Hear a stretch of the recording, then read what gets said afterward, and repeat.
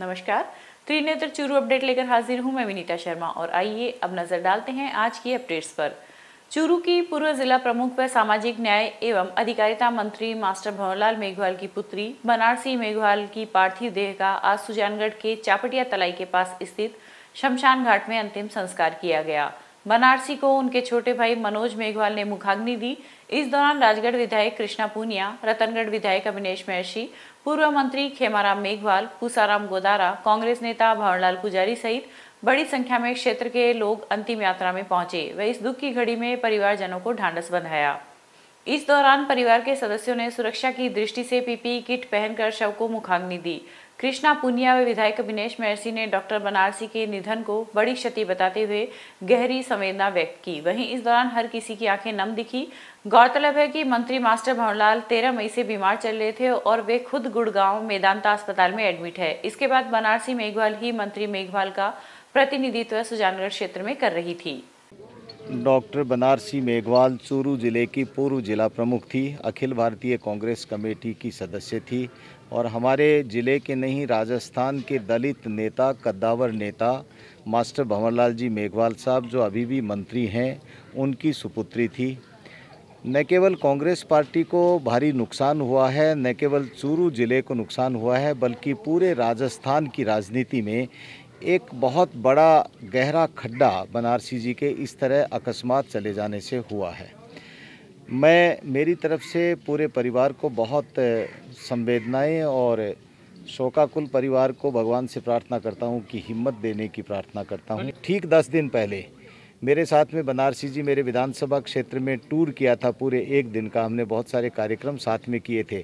ऐसा लगता नहीं था कि वो इस तरह से चली जाएंगी। एक तरफ मास्टर भंवरलाल मेघवाल साहब मेदांता हॉस्पिटल में भर्ती हैं, अभी हम उनके शीघ्र स्वस्थ होने की कामना कर रहे थे, लेकिन अचानक इस तरह की घटना से न केवल मैं दुखी हूँ, न केवल चूरू जिले के लोग दुखी हैं, बल्कि पूरे राजस्थान के लोगों के अंदर एक शोक की लहर चली गई है। श्री जी को श्रद्धांजलि अर्पित करती हूँ और ये हमारे कांग्रेस परिवार के लिए बहुत बड़ी क्षति है, क्योंकि मास्टर भंवरलाल जी जिस तरीके से बीमारी से जूझ रहे हैं, उस समय में पारिवारिक दायित्व के साथ साथ राजनीतिक दायित्व जो था बनारसी जी ने काफ़ी संभाला और वो साथ साथ मास्टर भंवरलाल जी को तो संभाल ही रही थी, लेकिन सुजानगढ़ में भी सारी राजनीतिक गतिविधियां, राजनीतिक और उसके साथ प्रशासनिक जितनी भी योजनाएं हैं उनका लाभ यहाँ की जनता को जितना मिले तो वो संभाल रही थी। और एकदम से ये जो घटना घटित हुई है, इससे पूरा जिला ही नहीं पूरा प्रदेश भी इससे स्तब्ध है कि ये क्या हुआ एकदम से। और मैं इतना ही कहना चाहूँगी कि ये हमारे कांग्रेस परिवार के लिए बहुत बड़ी क्षति है और दुख की इस घड़ी में हम परिवार के साथ खड़े हैं। बीकानेर रेंज के आईजी प्रफुल्ल कुमार आज रतनगढ़ दौरे पर रहे। इस दौरान उन्होंने डीवाईएसपी कार्यालय में सर्किल के पुलिस अधिकारियों की क्राइम बैठक ली तथा आगामी दिनों में होने वाली कांस्टेबल भर्ती परीक्षा के लिए शहर में स्थापित 3 परीक्षा केंद्रों का निरीक्षण कर उन्होंने पंचायत चुनावों को लेकर आवश्यक दिशा निर्देश भी दिए।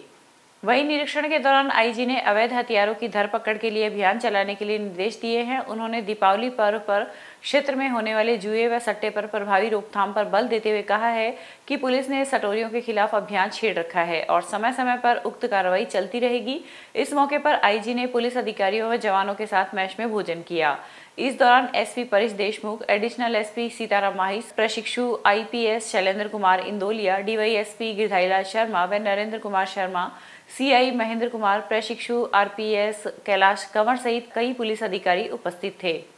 आज की बैठक के बेसिकली 2 उद्देश्य थे। एक तो जो हमारी पुलिस भर्ती परीक्षा आयोजित होनी है आगामी दिनों में, उसकी व्यवस्थाओं के संदर्भ में क्या तैयारियां हैं और कुछ सेंटर्स का भी विजिट किया मैंने, वहाँ भी जो व्यवस्थाएं थी वो देखी। दूसरा, जो राज्य सरकार के निर्देशानुसार जो पुलिस मुख्यालय कुछ अभियान भी चला रहा है, एक तो महिला सुरक्षा एवं आत्मरक्षा को लेकर के आवाज़ अभियान चल रही है, दूसरा अवैध हथियारों के धरपकड़ के विरुद्ध अभियान चल रहा है। तो इनकी क्या प्रगति है, इसके बारे में भी अधिकारियों से चर्चा की गई। साथ के साथ जो हमारे पुलिस के कुछ जो रेगुलर इश्यूज होते हैं, चाहे मुकदमों की पेंडेंसी हो, वांछित अपराधियों की धरपकड़ हो या अवैध गतिविधियों के विरुद्ध कार्रवाई हो, तो इन उन विषयों पे जो है इनके वृत्ताधिकारी स्तर के अधिकारी थे सारे और उनसे ऊपर भी, इन सब से संक्षिप्त में उनके जो कार्रवाइयाँ हैं उनके बारे में बात की गई और जो आवश्यक थे निर्देश वो दिए। तारानगर में आज से कृषि उपज मंडी की शुरुआत हो गई है, जो कि किसानों के लिए बड़ी राहत की खबर है। अखिल भारतीय किसान सभा के सदस्यों सहित क्षेत्र के किसानों की लंबे समय से इस मंडी को खोलने की मांग चल रही थी। इस दौरान किसानों ने स्थानीय प्रशासन का आभार व्यक्त करते हुए धन्यवाद ज्ञापित किया। इस मौके पर किसानों ने कहा कि इस मंडी से हमें बहुत फायदा होगा। अब हमारी उपज को बेचने के लिए आसपास के क्षेत्रों में नहीं जाना पड़ेगा, वहीं हमें हमारी फसल का उचित मूल्य भी मिल सकेगा। खुशी की बात है, आज 10-12 साल से पड़ी तारानगर बंद मंडी में काम शुरू हुआ है और हमारे किसान भाइयों के लिए तो बहुत अच्छी खबर है कि हमें भादरा, राजगढ़, छवानी या सरदार शहर लेके अपना माल लेके जाना पड़ता था। वही काम आज हमारे तारानगर में हो रहा है। सबसे अच्छी बात ये है कि तारानगर मंडी में कोई आड़त नहीं है, कोई खर्चा नहीं है। बोली लगाओ, उच्चतम भाव लेके माल लेके जाओ और हमारा माल बहुत अच्छे तरीके से बिका है। मैं गुआर लेके आया था, आज मेरा गुआर 4011 रुपया बिका है मंडी के अंदर। तो मुझे तो बहुत खुशी है और मैं आशा करता हूँ कि ये मंडी धीरे धीरे प्रोग्रेस करके बहुत अच्छी तरीके से प्रोग्रेस करेगी, क्योंकि इसके बाजू में नहर चल रही है, नहर के नीचे अच्छे अनाज हो रहा है और भगवान ने अब की बार अच्छी फसल दी है। इसलिए किसान भाइयों से अनुरोध है, मेरे भाइयों से, कि अपना अनाज मंडी में लेके आएँ और उचित दाम प्राप्त करें। और कल से यहाँ पे मूंगफली भी चालू हो रही है और गांव में हम अनाज देते हैं, एक व्यापारी को देते हैं, मनमर्जी ले लेता है। यहाँ पर अपना माल ऑप्शन के द्वारा होता है, 20 व्यापारी या 30 व्यापारी हैं वो लेते हैं, अपनी मर्जी है। हम बेचें तो बेचें, नहीं बेचें तो कोई बात नहीं, अपना माल अपने पास रख सकते हैं।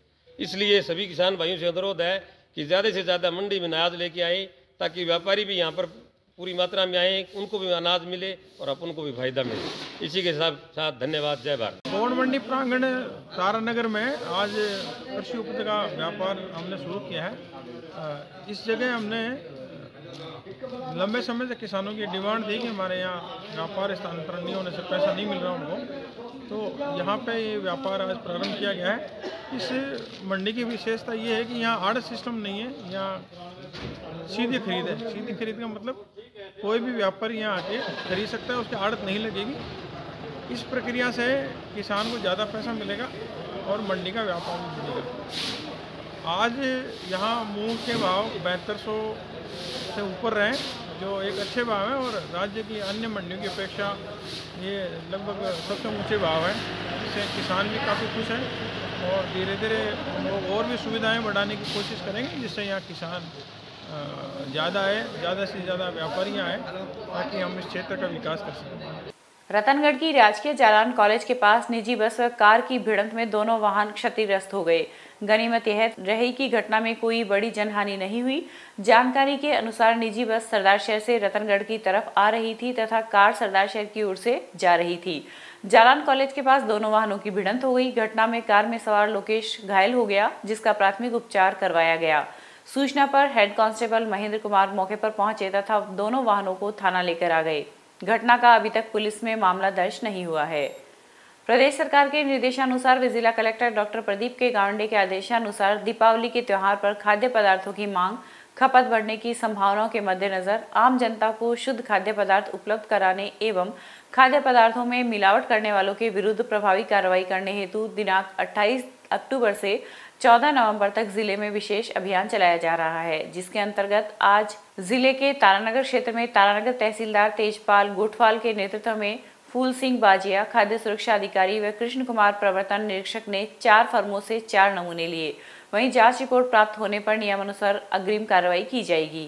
राज्य सरकार द्वारा अब जो अभियान चलाया गया है शुद्ध के युद्ध अभियान, उसके अंदर हम तारानगर कस्बे में और चूरू से आई टीम और SHO के द्वारा भेजे गए दल के साथ में आज मैं पूरे तारानगर में दौरा किया है, जिसमें इनकी जो मिठाइयाँ बनती हैं उनमें जो गोदामों में जाके उनका औचक निरीक्षण किया है।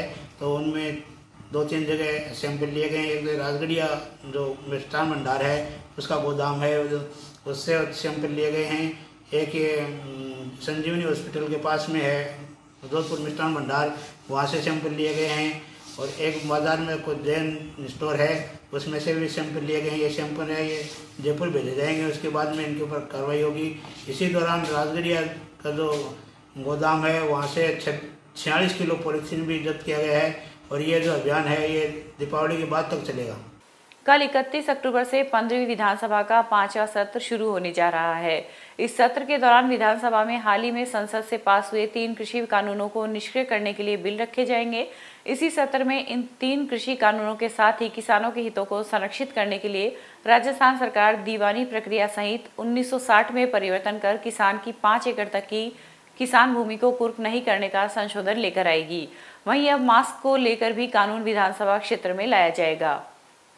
वहीं चूरू विधायक व उपनेता प्रतिपक्ष राजेंद्र राठौड़ ने आज जयपुर स्थित भारतीय जनता पार्टी प्रदेश मुख्यालय में आयोजित प्रेस कॉन्फ्रेंस में हिस्सा लेकर राज्य की गहलोत सरकार पर कई आरोप लगाते हुए मीडिया से रूबरू हुए। राजस्थान विधानसभा का विशेष सत्र प्रारंभ हो रहा है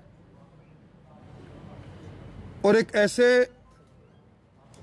मामले में यह सत्र बुलाया जा रहा है जो एक तरह से संविधान के संघवाद के विरुद्ध में है। संवैधानिक परंपराओं को और संविधान में प्रदत्त अधिकार नहीं होते हुए भी राजस्थान की सरकार केंद्र सरकार से जुड़े केंद्र सरकार द्वारा पारित कृषि व्यापार से जुड़े 3 कानून जो 24 सितंबर को महामहिम राष्ट्रपति महोदय के हस्ताक्षर के बाद देश में प्रचारित हो गए हैं, उनके निरसन के लिए ये विशेष सत्र बुला रहे हैं।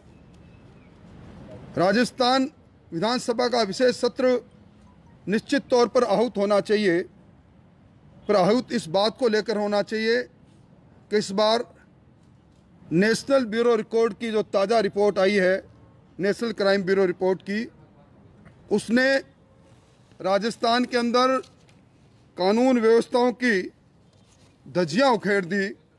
कोई बहस की बात नहीं रही, क्योंकि क्राइम ब्यूरो की रिपोर्ट ये कह रही है कि पिछले वर्ष की तुलना में राजस्थान में 21.4% अपराध बढ़े और राजस्थान की राजधानी वो भी इससे महफूज नहीं रही।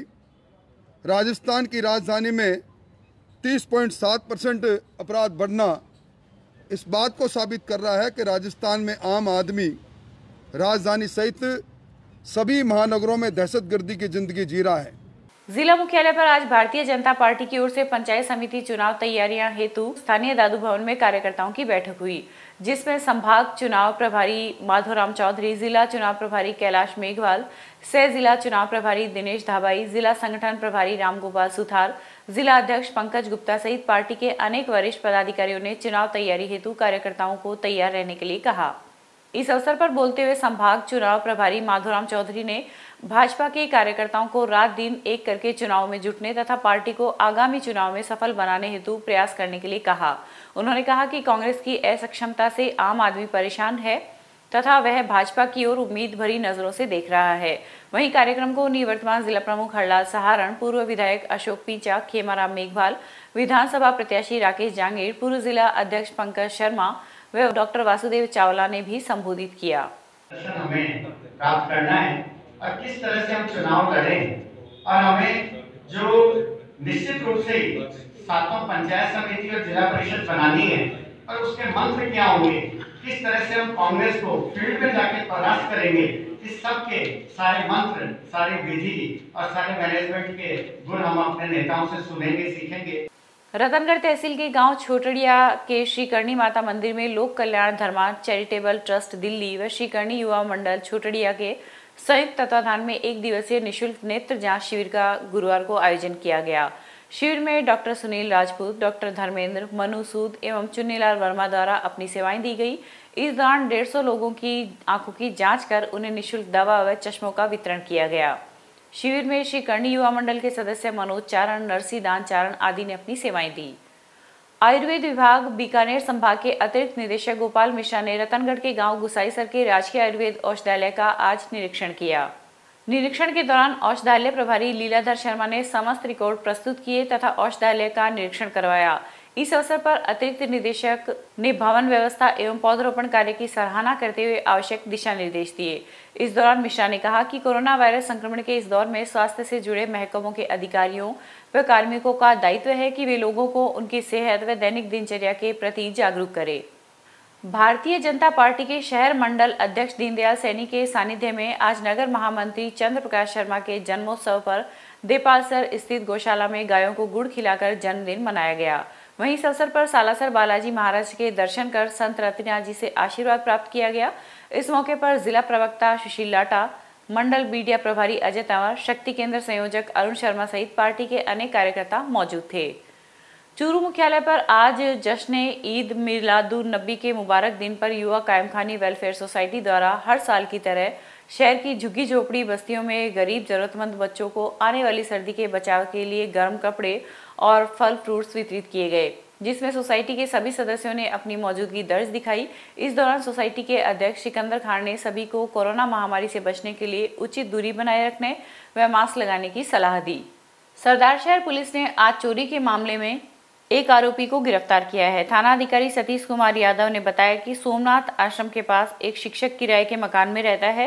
वहीं 24 अक्टूबर की रात को शिक्षक सुंदरकांड के पाठ में चला गया। वापस आया तो घर के ताले टूटे हुए मिले तथा कार, जेवरात व 70,000 रुपए नहीं मिले। शिक्षक की रिपोर्ट में मामला दर्ज कर चोर की तलाश शुरू की तो धीरेरा गांव के पास दुर्घटना के शिकार होने पर कार को बरामद पहले ही कर लिया गया था। शुक्रवार कस्बे के लक्ष्मीनगर में रहने वाले आरोपी को गिरफ्तार कर पूछताछ की जा रही है। दिनांक 25/10 का मुकदमा दर्ज है इसके खिलाफ। घर से एक क्रेटा गाड़ी उठा कर ले गया चोर और घर से छोटे मोटे गहने वगैरह और करीबन 70-80,000 रुपये चोरी करके ले गया। क्रेटा गाड़ी तो हमें धीरेरा गांव में एक्सीडेंट होने के पश्चात में दूसरे दिन पता चला तो गाड़ी तो पहले ही बरामद हो चुकी है और चोर को दस्तयाब किया है। आगे अग्रिम कार्रवाई चल रही है। चोर से और पूछताछ जारी है, अन्य मामलों में भी पूछताछ जारी है। ये था आज का चूरू अपडेट। कल फिर हाजिर होंगे नई अपडेट के साथ। अब दीजिए इजाजत। नमस्कार।